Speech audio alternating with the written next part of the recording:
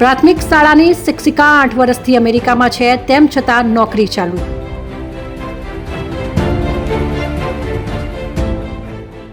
કેમ નથી થઈ રહી આ શિક્ષિકા પર કાર્યવાહી?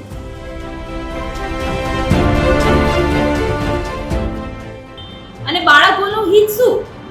બાળકોને એક શિક્ષકની જરૂર છે, ત્યારે આ બેન ત્યાં ફોરેનમાં બેઠા છે અને જગ્યા રોકીને બેઠા. તો ભાઈ કાં તો શિક્ષક હાજર થાય, કાં તો એમની જગ્યા ખાલી કરે.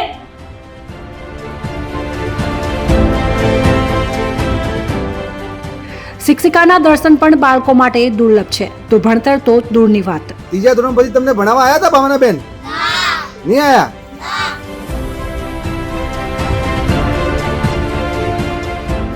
શું આ શાળામાં ક્યારેય ઇન્સ્પેક્શન થતું નથી કે પછી અધિકારીઓ સાથે પણ શિક્ષિકાની લાગવગ છે?